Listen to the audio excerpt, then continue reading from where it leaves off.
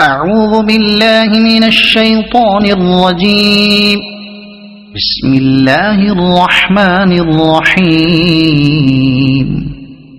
الرحمن علم القرآن خلق الإنسان علمه البيان. الشمس والقمر بحسبان والنجم والشجر يسجدان. والسماء رفعها ووضع الميزان ألا تطغوا في الميزان وأقيموا الوزن بالقسط ولا تخسروا الميزان. والأرض وضعها للأنام فيها فاكهة والنخل ذات الأكمام والحب ذو العصف والريحان. فبأي آلاء ربكما تكذبان؟ خلق الإنسان من صلصال كالفخار وخلق الجان من مارج من نار. فبأي آلاء ربكما تكذبان؟ رب المشرقين ورب المغربين. فبأي آلاء ربكما تكذبان؟ مرج البحرين يلتقيان بينهما برزخ لا يبغيان. فبأي آلاء ربكما تكذبان؟ يخرج منهما اللؤلؤ والمرجان. فبأي آلاء ربكما تكذبان؟ وله الجوار المنشآت في البحر كالأعلام. فبأي آلاء ربكما تكذبان؟ كل من عليها فان ويبقى وجه ربك ذو الجلال والإكرام. فبأي آلاء ربكما تكذبان؟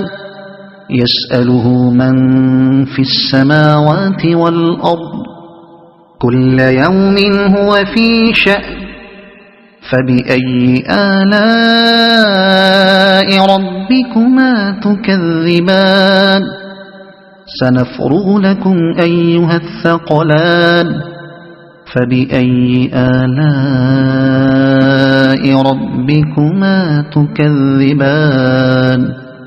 يا معشر الجن والإنس إن استطعتم أن تنفذوا من أقطار السماوات والأرض فانفذوا لا تنفذون إلا بسلطان. فبأي آلاء ربكما تكذبان؟ يرسل عليكما شواظ من نار ونحاس فلا تنتصران. فبأي آلاء ربكما تكذبان؟ فإذا انشقت السماء فكانت وردة كالدهان. فبأي آلاء ربكما تكذبان؟ فيومئذ لا يسأل عن ذنبه إنس ولا جان. فبأي آلاء ربكما تكذبان؟ يعرف المجرمون بسيماهم فيؤخذ بالنواصي والأقدام. فبأي آلاء ربكما تكذبان هذه جهنم التي يكذب بها المجرمون يطوفون بينها وبين حميم آن فبأي آلاء ربكما تكذبان ولمن خاف مقام ربه جنتان فبأي آلاء ربكما تكذبان ذواتا أفنان فبأي آلاء ربكما تكذبان فيهما عينان تجريان فبأي آلاء ربكما تكذبان فيهما من كل فاكهة زوجان فبأي آلاء ربكما تكذبان متكئين على فرش بطائنها من استبرق وجنى الجنتين دان فبأي آلاء ربكما تكذبان فيهن قاصرات الطرف لم يطمثهن إنس قبلهم ولا جان فبأي آلاء ربكما تكذبان كأنهن الياقوت والمرجان فبأي آلاء ربكما تكذبان هل جزاء الإحسان إلا الإحسان فبأي آلاء ربكما تكذبان ومن دونهما جنتان فبأي آلاء ربكما تكذبان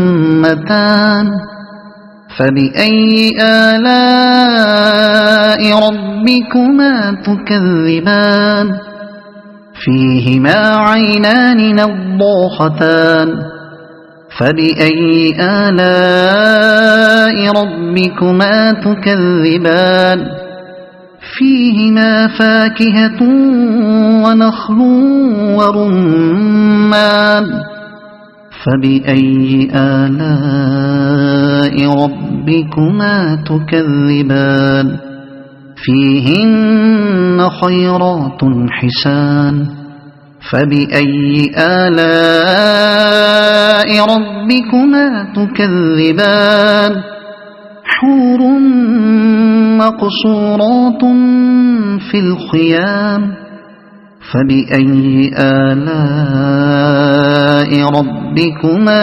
تكذبان لم يطمثهن إنس قبلهم ولا جان فبأي آلاء ربكما تكذبان متكئين على رفرف خضر وعبقري حسان فبأي آلاء